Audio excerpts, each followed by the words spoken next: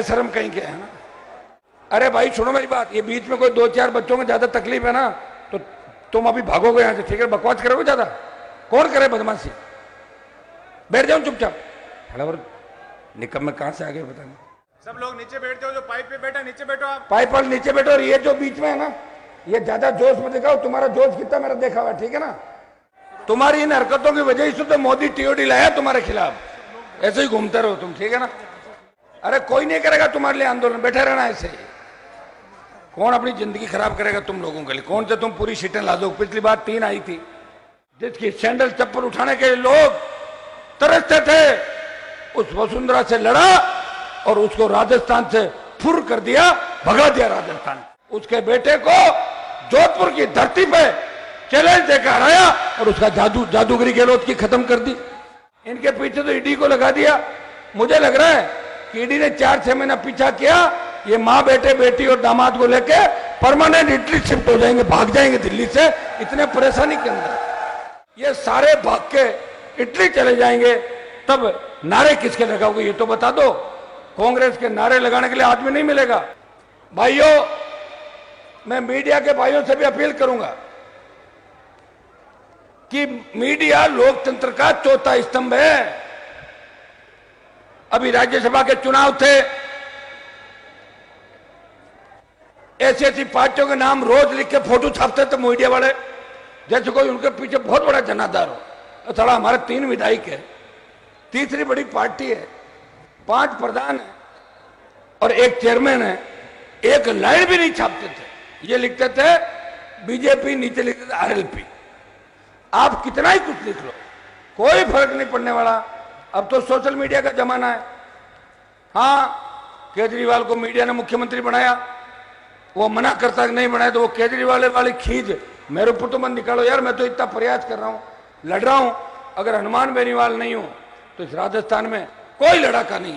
देश की सबसे बड़ी पंचायत के अंदर अगर तमाम राजस्थान के, चाहे जोधपुर का मामला हो, चाहे बाड़मेर का मामला हो, चाहे तमाम मामले हो, अगर पुरजोर तरीके से कोई लड़ाई लड़के मामले उठाता है, 24 भाजपा के एमपी सोते हैं, जिनमें 3-4 मंत्री भी शामिल है।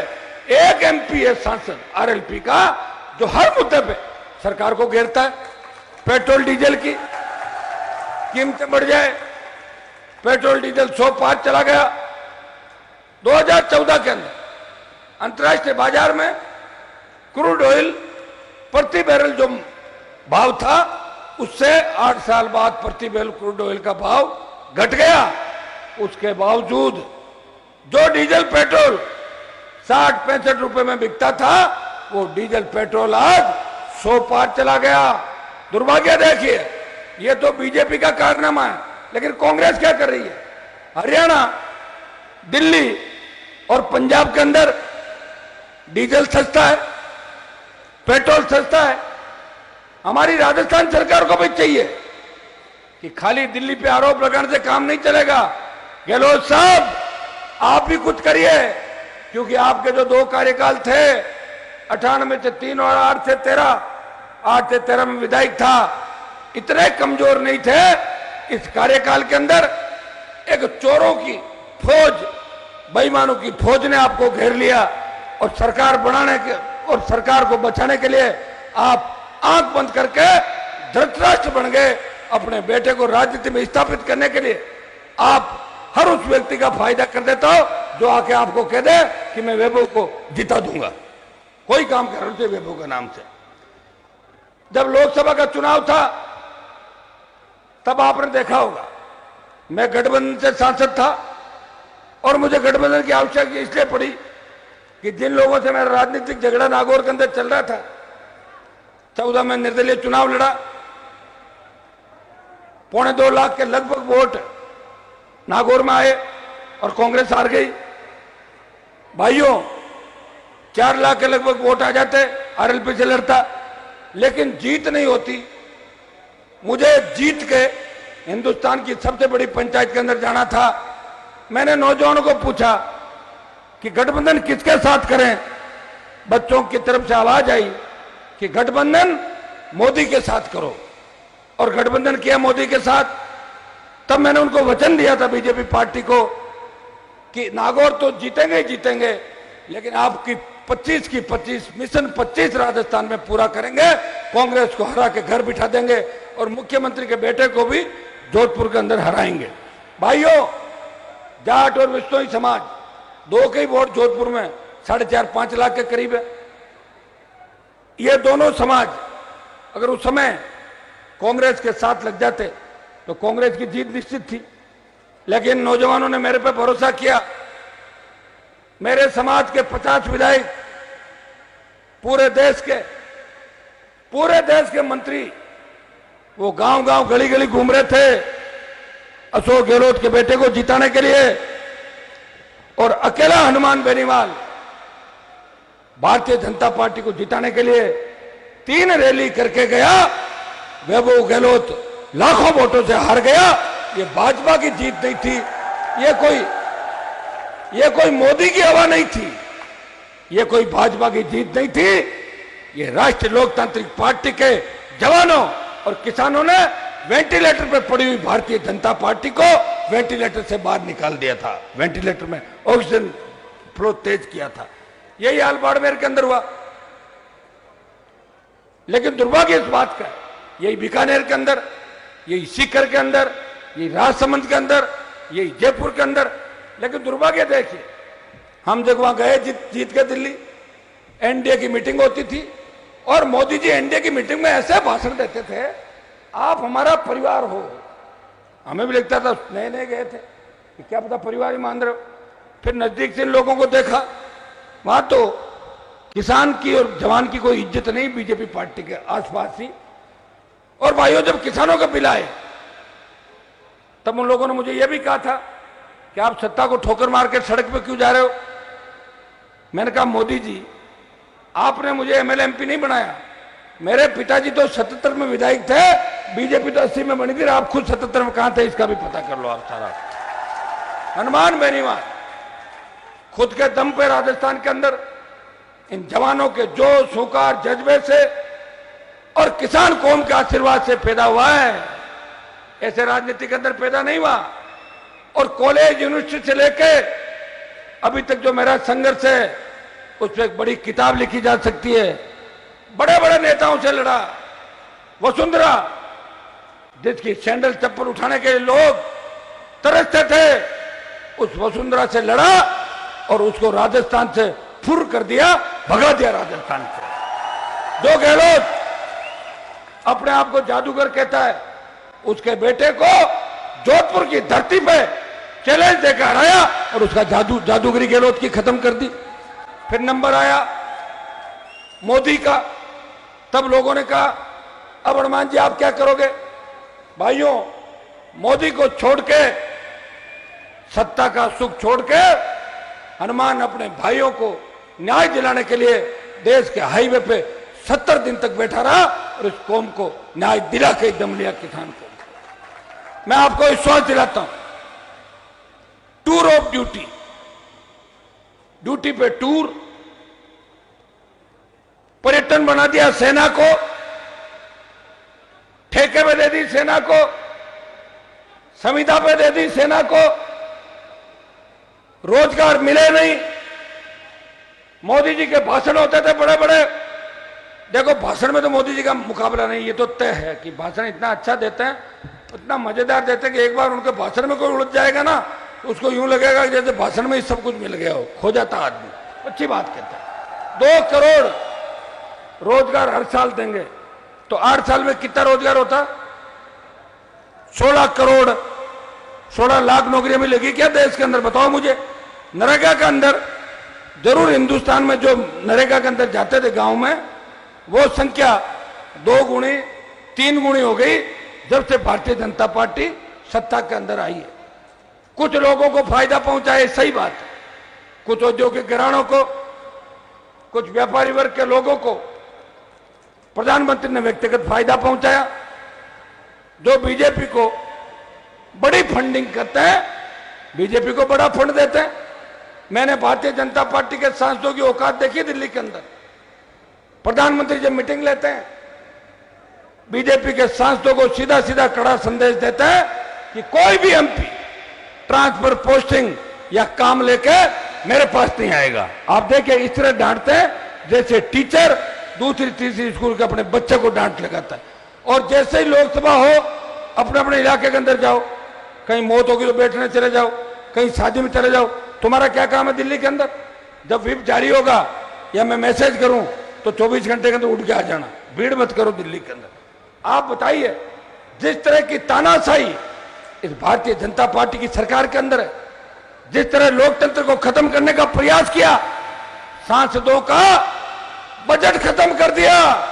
केंद्रीय विद्यालयों के अंदर सांसदों का छोटा मोटा कोटा होता था, इसमें हम छोटे मोटे हमारे भाई की प्रेस के भी बैठे हैं, हर भाई उम्मीद करता था कि केंद्रीय विद्यालय के अंदर एमपी साहब से सिफारिश कराएंगे। भाइयों, मोदी जी हमारा वो कोटा भी खा गए। उन्होंने एक ही चीज तय करी है कि मैं 72 साल का हूं। मोदी जी का एक ही कहना है कि मैं ही सच्चा हूं, मेरे लिए कोई नियम लागू नहीं, बाकी सबके लिए नियम लागू। मैं 72 का हूं, रिटायर नहीं हूं, और बाकी 70 साल वालों को टिकट नहीं दूंगा किसी को। आप देखिए, ये तो गजब की बात हो गई देश के अंदर। कोई बोलने वाला नहीं, कोई विपक्ष नहीं। विपक्ष है तो उनके गोलकीपर नहीं। मोदी जी चाहे जब गोल कर देते हैं, चाहे जितने गोल कर देते हैं। रही राहुल, सोनिया, प्रियंका की बात, इनके पीछे तो ईडी को लगा दिया। मुझे लग रहा है कि ईडी ने 4-6 महीना पीछा किया, ये माँ बेटे बेटी और दामाद को लेके परमानेंट इटली शिफ्ट हो जाएंगे, भाग जाएंगे दिल्ली से, इतने परेशानी के अंदर। और जब ये दिल्ली से भाग जाएंगे तो कांग्रेस का चुनाव चिन्ह क्या होगा? कांग्रेस बिखर जाएगी, जिससे राजस्थान में बिखरी। और जब कांग्रेस बिखर जाएगी, ये बच्चे जोश के अंदर, कोई एनएसयूआई, कोई यूथ कांग्रेस की बात करता है, किसी ने इंदिरा गांधी की फोटो लगा रही, किसी ने राजीव, राहुल, सोनिया, प्रियंका, कोई तो कह रहे हैं प्रियंका के बेटे के भी फोटो में लगाने लग गए छोरे आजकल कि भाई ये भी हमारा राजकुमार है दिल्ली का। जब ये सारे भाग के इटली चले जाएंगे तब नारे किसके लगाओगे ये तो बता दो। कांग्रेस के नारे लगाने के लिए आदमी नहीं मिलेगा, लेकिन इसका फायदा प्रधानमंत्री जी उठा रहे हैं कि कांग्रेस तो मरी हुई है, क्षेत्रीय पार्टियों को खत्म कर दूंगा। प्रधानमंत्री जी की एक ही मंशा है कि देश में कोई क्षेत्रीय पार्टी नहीं पनपे, उनको नेस्त नाबूद करो, उनको खत्म करो। और इस मामले में अगर कांग्रेस की भी छोटी मोटी मदद हो, वो समय समय पर प्रधानमंत्री जी कांग्रेस वालों की भी मदद करते रहते हैं। आप गिरफ्तार क्यों नहीं करो उनको? आप कह रहे हो ना हम तो सबके साथ समान व्यवहार करते हैं, पकड़ो। प्रधानमंत्री जी दम है तो पकड़ो। खाली ईडी के नोटिस देने से अब देश का जवान किसान आपके बेकाबे के अंदर नहीं आएगा, आप बरगला नहीं सकते, क्योंकि जो आपकी नीतियां हैं वो किसान विरोधी है, जवान विरोधी है। 2014 के अंदर जब आप सत्ता के अंदर आए थे, एक उम्मीद बंदी थी पूरे देश को कि कांग्रेस ने 60 साल हमारा शोषण किया, देखते हैं मोदी गुजरात मॉडल कौन सा लेके आते हैं। भाइयों, तब उम्मीद ये थी कि पाकिस्तान और चाइना ठीक होंगे और जो हमारी सादत किसान के बेटे जो सीमाओं पर शहीद होते हैं उनकी सादत कम हो जाएगी, हमारे जवान शहीद कम होंगे और हमारे यहाँ मौत कम से कम होगी इस देश के अंदर, दूसरे मामलों में भी। लेकिन प्रधानमंत्री के आने के बाद 14 से 22 तक का जो आंकड़ा है वो ये बताता है कि पिछले 20 साल में जो सादत हुई 14 से पहले, उतनी सादत तो 14 से 22 के बीच मोदी जी के आने के बाद एक तरफा हो गई। पुलवामा जैसा हमला हुआ, देश चाइना आंख दिखा रहा है, चाइना ने हमारे सैनिक मार दिए, पाकिस्तान काबू नहीं आ रहा है।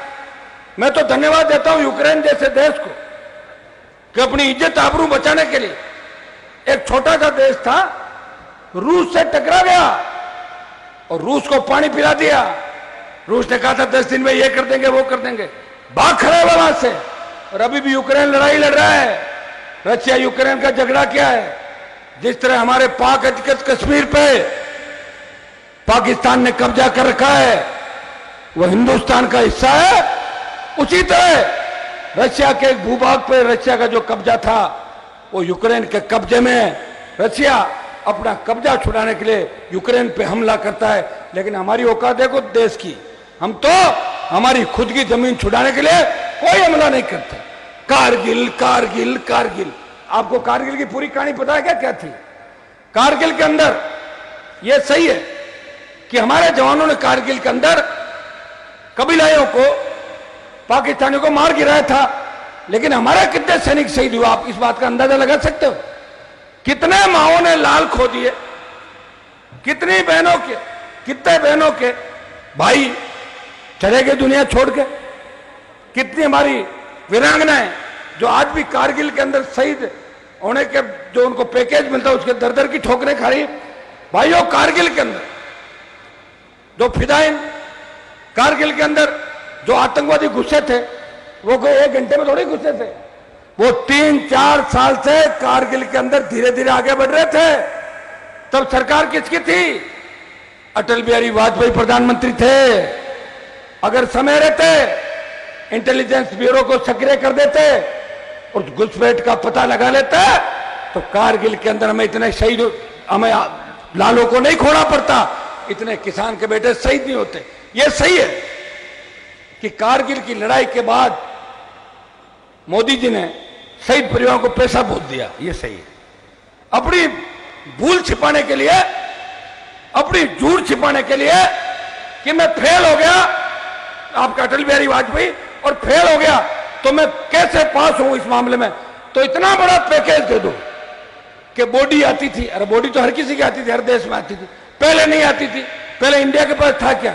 भूखमरी थी इंडिया के अंदर। अब धीरे धीरे हम आगे बढ़े। 62 की जब लड़ाई हुई थी, हमारे पास बंदूकें नहीं थी, असला बारूद खत्म हो गया था।